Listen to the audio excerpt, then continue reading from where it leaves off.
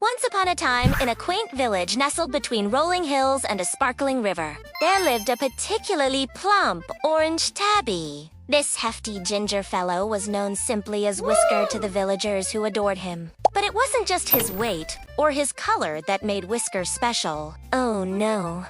Whisker possessed one of the most magnificent, fluffy coats that caught sunlight like spun copper. His thick, luscious fur flowed down his sides like molten gold, making him the most regal-looking cat in the entire village. And framing his face were two expressive green eyes that sparkled with mischief and intelligence. They twinkled like emeralds, nestled in a crown of polished mahogany. His fluffy tail, always held high, seemed to proclaim his status as the undisputed king of the cobblestone paths and sunny windowsills. Now, normally, Whisker's days followed a predictable pattern. Mornings were spent dozing in patches of warm sunlight on the highest shelves, carefully avoiding the dusty antique clock with the cuckoo bird that startled him every hour. Afternoons were for patrolling his domain, supervising the humans as they went about their chores. And evenings were best spent curled up on a lap, purring loudly, while basking in the adoration of his many fans. His rumbling purr was said to have the power to soothe even the grumpiest of villagers. One morning, however, Whisker's well-ordered world was turned upside down. It started like any other day. Whisker awoke, stretched luxuriously, and trotted down the stairs to greet the rising sun. But something was different. There was a strange rumbling outside, a deep, resonant sound that made the windows hum. Curiosity piqued. Whisker padded to the windowsill and peered out. That's when he saw it, an enormous metal beast with a painted smile parked at the foot of the hill. It had shiny silver teeth and smelled faintly of gasoline and adventure. Now, Whisker had never been much of a traveler, preferring the comfort and familiarity of his home village. But there was something about this rumbling behemoth that sparked a longing for adventure in his emerald eyes.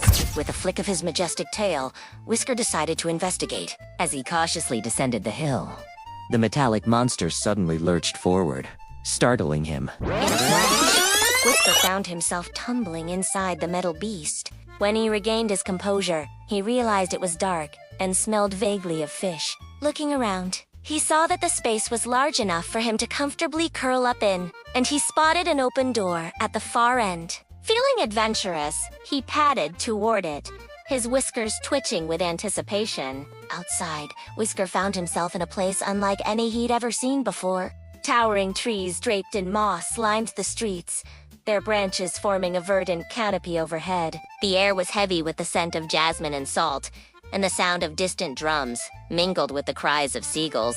Overwhelmed by the exotic sights and sounds, Whisker instinctively sought higher ground. He climbed the nearest tree and perched on a low branch, surveying his new below him. People bustled along the sidewalk. Their chatter carried on the balmy breeze. Suddenly, a small girl with pigtails and a gap-toothed grin looked up at him. "Look, Mama! A talking cat!" she exclaimed, startled. Whisker jumped and scrambled down the tree, landing gracefully on the sidewalk. Before he could make a dash for cover, the little girl was upon him, her fingers gently stroking his back. "You're so soft," she whispered, her eyes wide with wonder. "Where did you come from?" Before Whisker could muster a response, a woman with kind eyes and a warm smile scooped him up. "Looks like you're lost, little one," she said, her voice as soothing as honey. "Don't worry, we'll take care of you." And with that, they disappeared into a nearby house. Inside, the little girl's mother, a plump woman with rosy cheeks, offered Whisker a saucer of fresh milk and a heaping helping of tuna. As he lapped up the milk, purring contentedly, he knew he'd found a temporary home. But his mind raced with questions. Where was he? How did he get here? And most importantly, how could he possibly return home? Over the next few days, Whisker learned that he was in a city called Charleston, South Carolina. But despite the friendly faces and generous helpings of tuna, he felt a growing sense of urgency to find his way back home. He missed his familiar surroundings, the comforting routine of his days, and most of all, He missed the adoring villagers who awaited his return. Determined to retrace his steps, Whisker slipped out of the welcoming home and into the bustling city. He began by following his nose, sniffing at every passing car and person in the hope of catching a familiar scent. But all he encountered were friendly smiles and gentle pets until, by sheer luck, he stumbled upon a bakery that sold the same brand of cat biscuits he had in his bowl at home. Overjoyed, he dashed inside and rubbed against the baker's legs, mewing insistently. The baker, a burly man with flour-dusted hands, picked him up and scratched him behind the ears. "Well, hello there, little fella," he said with a gruff voice that belied his gentle touch. "Seems like you're a long way from home." As if understanding his words, Whisker nuzzled his hand, pleading silently for help. Touched by the cat's plight, the baker gave him a few biscuits and some water and let him rest in a sunny corner of the shop. Refreshed and fortified, Whisker continued his journey. He walked for what seemed like hours, his paws growing weary, until he reached a park. Here, amidst the rustling trees and chattering squirrels, he finally spotted a landmark he recognized, the imposing statue of a man on horseback that stood at the entrance to the village. Overwhelmed with joy, he raced towards it, his heart pounding with anticipation. And there it was, his home village, just as he remembered it. With a final burst of energy, he dashed across the street and up the familiar path leading to his house. But when he reached the door, his heart sank. It was locked. Had his family given up on him?